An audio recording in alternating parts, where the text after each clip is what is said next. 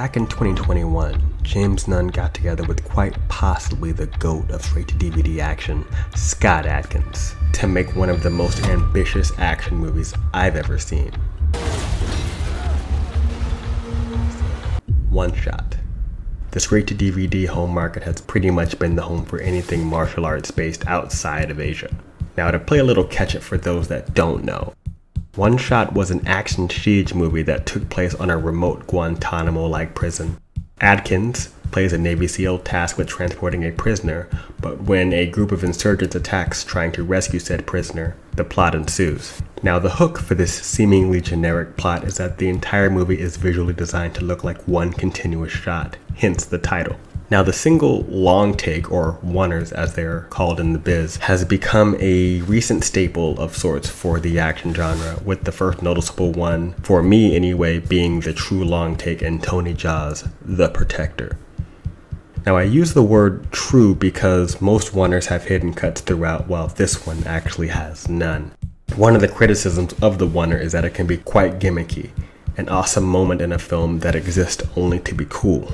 Now, the rule of cool, in my opinion, should only be the dessert, not the main course. But not all oneers fall under the rule of cool category.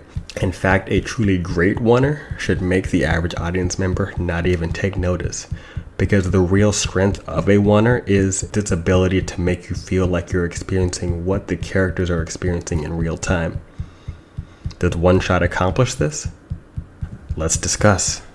The sequel carries on that oneer tradition, but this time with its setting being an airport, and the plot taking place about a day after the events of the first movie. Now, to lay my cards on the table, is it better than the first?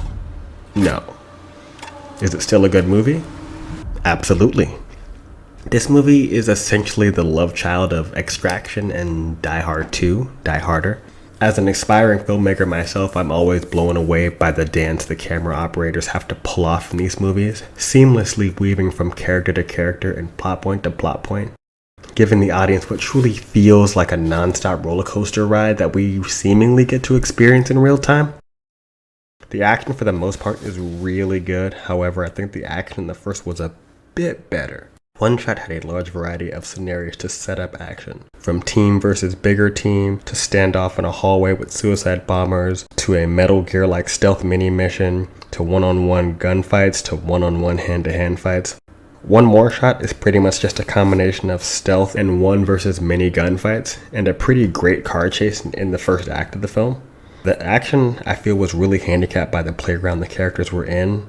Logically, everyone does pretty much the most competent thing they could do throughout, so the repetitiveness of the actions comes across more as a byproduct of realism. And just to hammer this point home, Scott is one of the greatest kickers in screen fighting history. But flash kicks and 720s aren't really a part of the actual Special Forces operators' repertoire, despite what all the Transporter movies depict. The strongest aspect of this film is its plot. It seamlessly carries over from the first film in a smart and logical way, raising the stakes, but not to a oh-so-ridiculous degree. The bad guys are generally pretty competent, despite their stormtrooper-like aim. And while on the topic of bad guys, I just wanted to shout out to Aaron Toney in his first speaking role that at least I've seen him in. Longtime stuntman and double for Falcon and Killmonger, amongst all the other contributions he has given to the gods of action over his career. Last but certainly not least, Mr. Michael. Come on in the trap to where? White. The greatest black karate man they ever lived. Their fight in this film is easily the best one as well, and it's perfectly placed at the end, as you definitely want to leave the best for the end. Now, I have two gripes with this movie, and here they are. There is a turncoat villain whose acting just really wasn't up to par. Their line delivery was stiff, and the screen presence they were clearly trying to have just wasn't there. My other gripe is the broken rule of double tap. A character straight up gets the drop on our hero and has him dead to rights, but gets distracted and then forgets about him completely. The only reason I point this out is because that same character does something smart later on that contradicts his lack of follow through earlier. It's less of a problem that we have dumb villains, but more that we have dumb villains in one scene, but then they do something really smart in another, and it really contradicts itself. Other than that, this is a fine film and a fine start to 2024.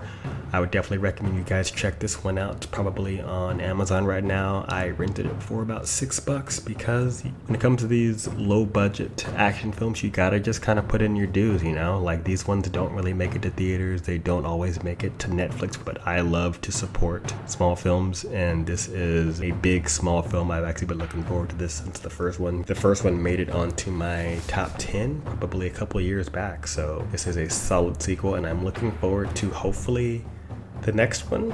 It definitely leaves the door open for a sequel and probably a close to it in a very kind of 24-esque way of each film kind of being over the course of a day. But yeah, this is a great one, and I'm gonna give it a solid B-. If you like, hit the likes, please subscribe, and stay tuned.